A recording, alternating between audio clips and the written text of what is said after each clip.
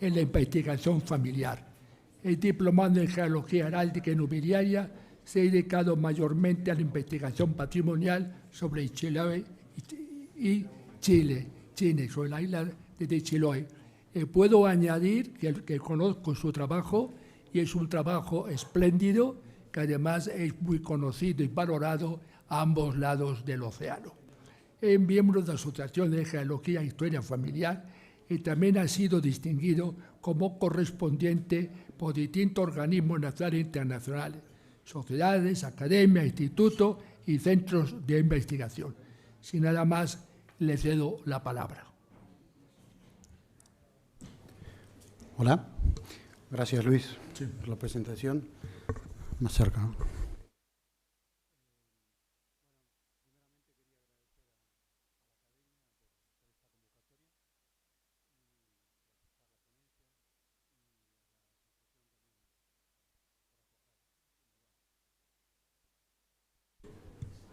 Ahí. Hola, ahí sí. Yo me he ceñido un poco a la convocatoria, digamos, al título de la convocatoria, y preparé una cosa que es bastante sencilla y que tiene que ver con los retos, digamos, a los que se enfrenta una persona que quiere hacer genealogía familiar, ¿no? Son escenarios, voy a presentar algunos escenarios. En realidad son antiguos, ¿sí? Pero se vienen reproduciendo y todavía no dejan de existir. Y al final de todo, voy a exponer lo que yo considero que es la cristalización de ese reto, ¿no? Tengo un poco la desventaja de estar en el último día, entonces ya está todo el mundo un poco cansado, pero bueno, voy a intentar no aburrirlos mucho. Así es como se divide la charla, ¿no? La genealogía, ya lo conocen, digamos, todos lo sabemos, es una disciplina, ¿no?, que dentro del campo histórico, que lo que busca es establecer relaciones de consanguinidad y de afinidad en una familia, ¿no? Para esta charla, digamos, yo me concentré específicamente en la finalidad, digamos, que mueve a la gente a hacer genealogía familiar, ¿no? Y que no es más que buscar, digamos, la identidad, ¿no? Tiene que ver con un encuentro personal, ¿no? No sé si se escucha bien esto, lo tengo que poner más ahí. Entonces me voy a concentrar más que nada en eso, ¿no? Y al final de la charla justamente voy a volver a lo mismo. Como toda disciplina, digamos, hay algunos lineamientos que son básicos. El más importante son los datos filiatorios y después le siguen los datos vitales, ¿no? Son las fechas y lugares de nacimiento, o de bautismo, de matrimonio y de defunción, ¿no? Con eso uno ya tiene, genealogía, la presenta como quiere, en tablas, en cuadros, en lo que sea, ¿no? Si uno tiene más datos, ¿no?, evidentemente se enriquece el trabajo y uno puede armar una cosa más interdisciplinar, digamos, y más completa, ¿no? Esos otros datos pueden ser muchísimos, ¿no? Se han hablado en todo este coloquio. Pueden ser datos notariales, pueden ser datos de cementerio, pueden ser datos censales, padrones, hay muchísimas fuentes y, digamos, siempre hay que intentar buscar ese tipo de cosas, ¿no? Porque si no se transforma en una ciencia un poco pobre, ¿no? Si solamente son datos y fechas y nombres, ¿no? Que fue justamente una tendencia en el pasado, ¿no? Hay algunas consideraciones importantes, para mí dos en especial, y que todavía hay gente que sucumbe en el día de hoy a eso. Una es el respeto nomástico, ¿sí? Es decir, llamar a la gente como se llamaban ellos, ¿no? Este es un ejemplo de un libro, es del año 1914, es un libro de genealogía. Bueno, ahí lo que está recuadrado es una persona, lo llaman don Francisco Mancilla Marcó Muñoz de Aponte, ¿sí? Lo hacen casar con 2 personas, doña Águeda y doña Beatriz Barrientos. Y en el año 1927 el mismo autor saca otra vez un libro de genealogía, se da cuenta del error filiatorio que tuvo y lo nombra don Francisco Mancilla Quintanilla de Castro y Álvarez Mazo Muñoz de Alderete Verdugo de la Vega. No conocía más, parece, pero mejor. Y la verdad de todas es que esta persona solamente se llamaba Francisco Mancilla, ¿no? Entonces, en este error, por ejemplo, hay tres errores importantes. Uno es el onomástico, la falta de respeto onomástico. La otra falta es la filiatoria, ¿sí? Y la tercera falta es que no hay ninguna fuente. Entonces, es un poco un fracaso, digamos, como fuente, ¿no? Digamos, cuando yo dije que el principio más básico de la genealogía es la filiación, es porque si no hay filiación, no hay genealogía. O sea, eso es lo que define la genealogía. Y a lo sumo se puede, digamos, hacer una suposición, pero hay que aclararlo, porque si no, no tiene valor eso.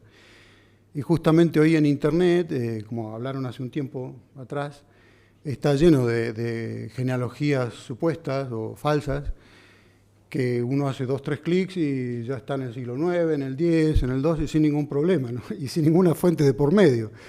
Y yo lo considero, bueno, sinceramente horroroso, y en eso comparto lo que usted dice.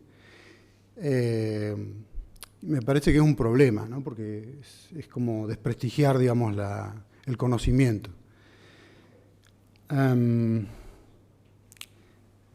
Hay otros errores. También se han hecho, esto es un libro del año 93, pasaron 80 años del primer libro, pero se siguen, digamos, haciendo errores.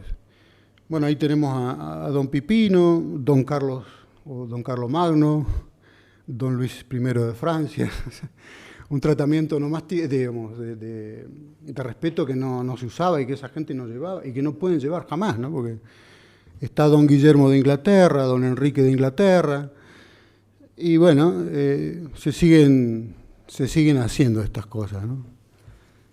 Lamentablemente.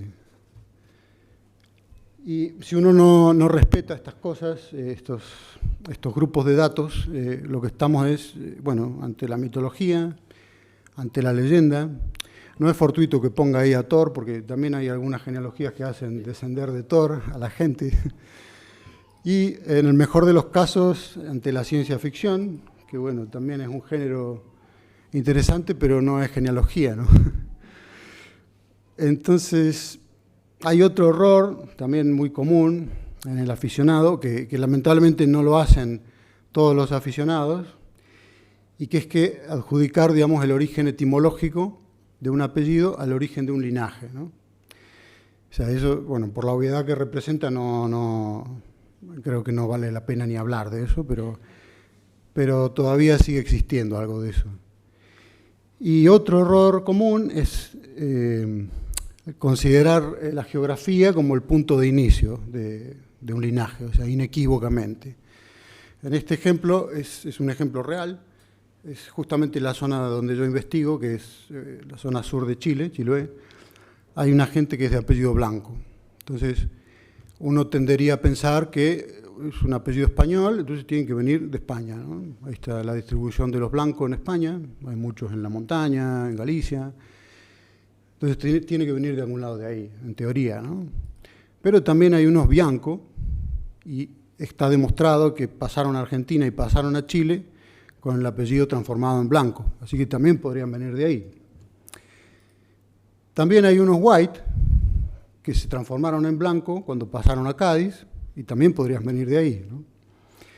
Pero la verdad de todas es que los blancos que están ahí, en Chiloé, son 2 linajes distintos, y uno es de Estados Unidos, y el otro es de cerca de Londres, y se llamaba White. Entonces, no pertenece a ninguno de esos orígenes geográficos supuestos, ¿no? A lo que voy con esto, que yo ya sé que lo conocen todos, pero es que no se puede dar nada por sentado si no es a través de la documentación, ¿cierto? Si no se respaldan las cosas, no existen. Es fantasía, digamos, ¿no? También la etnografía jugó mucho tiempo antes un valor importante, digamos, en las investigaciones genealógicas, ¿no? La gente, por ejemplo, tenía una foto, ¿no? O le decía, no, esta persona parece que es vasco, ¿no? O sea, ¿cómo es un vasco, no? Tiene la nariz aguileña, los pómulos salientes, las orejas grandes, el cráneo dolicocéfalo. Entonces, esta persona, por ejemplo, tiene que ser vasca, ¿no? Además tiene una boina, ¿no? Este también tiene que ser vasco, ¿no? Este también, o sea, todos responden a este prototipo, al estereotipo vasco, ¿no? Este de acá, el último, bueno, no responde mucho, no tiene la nariz como los vascos, en teoría, ¿no? La cara es redonda, pero bueno, tiene una boina, así que podría pasar por vasco. Pero bueno, la verdad es que el primero de todos viene de la Valdeviaña, en la Garrocha, en Cataluña, el segundo de Teruel, el tercero de Galicia, el cuarto de Ciudad Real, en Manchego, y el último, que no tiene ninguna cosa de vasco fenotípica, ese es vasco realmente. Entonces, es otro error en el que la gente cae, ¿no? Adjudicar sin, digamos, por una cuestión fenotípica y sin datos científicos, un origen, digamos, ¿no? Eso es común también. Entonces llega el turno de la genética, y voy a ser muy breve porque ya hablaron de eso y hablaron mejor que lo que voy a hacer yo, seguro. La genética, digamos, sí que se puede complementar con la genealogía, pero no tiene una relación directa con la genealogía. Y de hecho es una ciencia que es distinta, o sea, es una rama de la biología. La genealogía es una ciencia social. Entonces, solamente para ir muy sintéticamente, ya lo hablaron esto, pero hay una línea que es el ADN-Y, el ADN patrilineal, así que no debe llamarse paterno, y el ADN matrilineal, que es el ADN mitocondrial, ¿no? Están las dos ascendencias, la paterna y la materna, y el ADN autosómico, que es el total. Pero resulta que hay algunas cosas que no se corresponden con el pensamiento, digamos, de un genealogista. Por ejemplo, hay digamos, el genealogista en general siempre tiende a dar a la línea paterna un valor especial, digamos, ¿no? Porque llevamos un apellido. Entonces, el apellido que uno lleva, bueno, siempre uno tiende hacia ese lado, ¿no? O sea, un poco más que hacia el otro, pero es una convención. Entonces yo puse un ejemplo acá de unos tatarabuelos hasta una persona descendiente, hasta un tataranieto. Y si uno considera que uno hereda el 50%,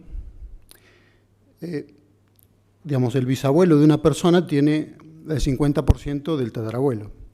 El abuelo tiene un 25%, el padre tiene un cuarto, y uno tiene un octavo nada más de la genética.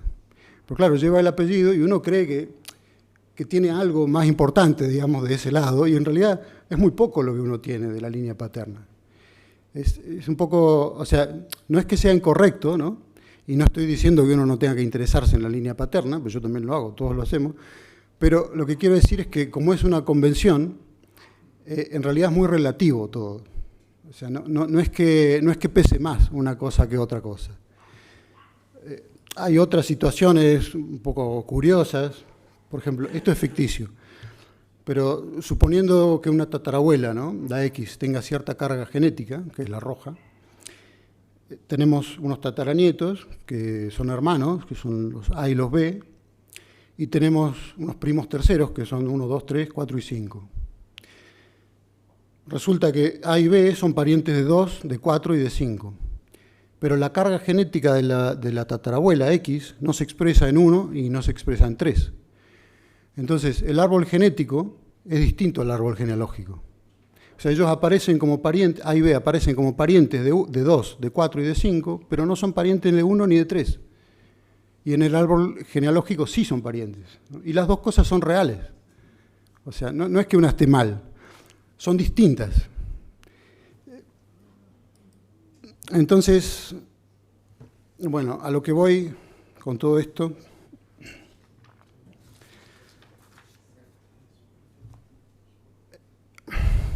es que la genética es infinita, es azarosa, es desconocida, Y la genealogía es una ciencia determinista, o sea, es finita y tiene otro objetivo, que es identificar culturalmente a una persona.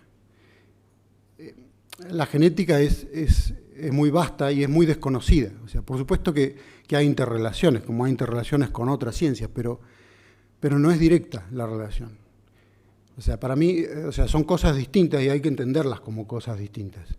Entonces ahora hay como una explosión, digamos, en los campos así de la genética en relación a la genealogía, que a mí ya me parecen bien, o sea, no tengo nada en contra de eso, pero me da la impresión que a veces la gente tiende a buscar una relación directa, o sea, es decir, tal línea tiene que ser, o tiene que venir de tal lado, ¿no?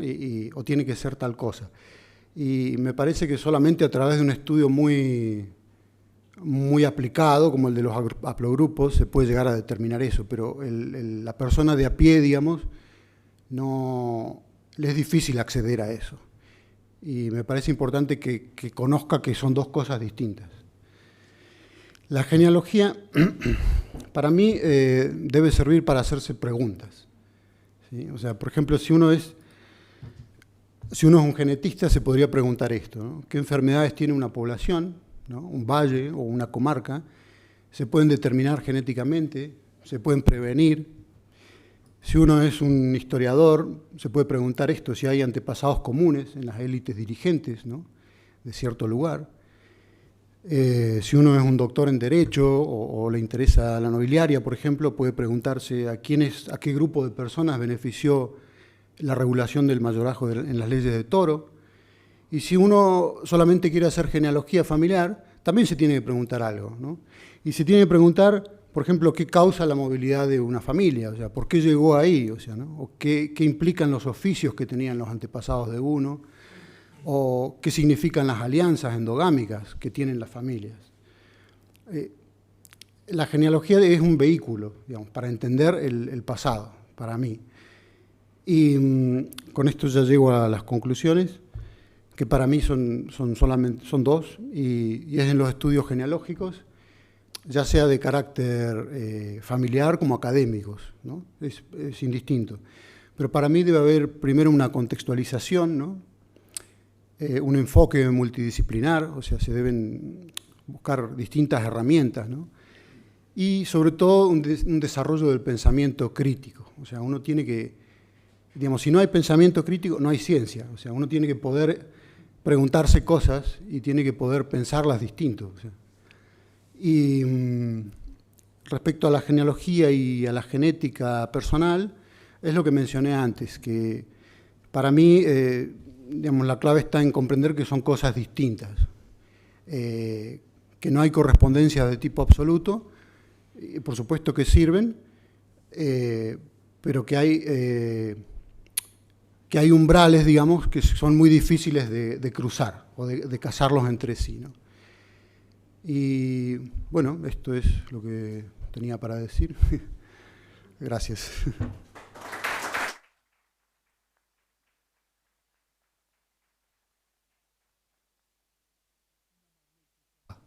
Una magnífica exposición que nos plantea varios interrogantes a los genealogistas sobre un replanteamiento de lo que debe ser esta futura ciencia genealógica a la vista de las circunstancias actuales. Si alguien quiere preguntar, abrimos un turno de preguntas. Tenemos 8 minutos.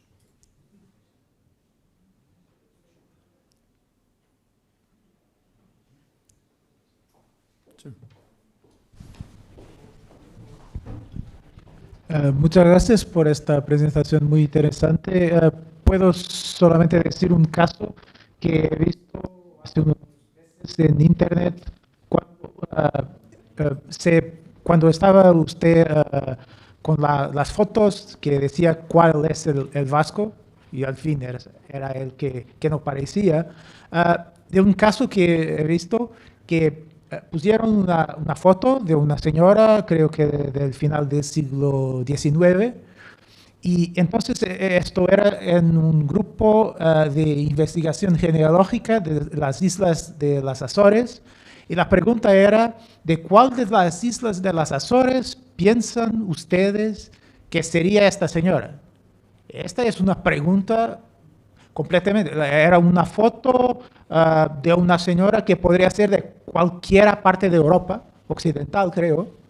Y las personas empezaron a decir esto, me parece que es de esta isla, normalmente la isla que las personas conocían.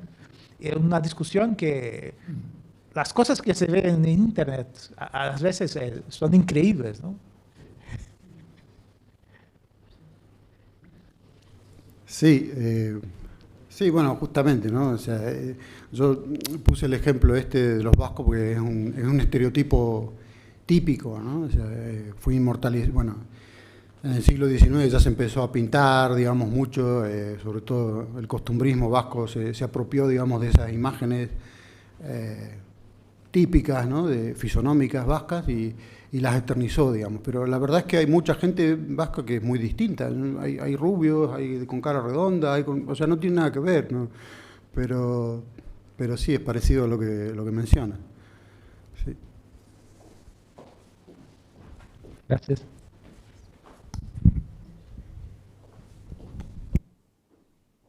¿Alguien más? Bien, entonces pues levantamos esto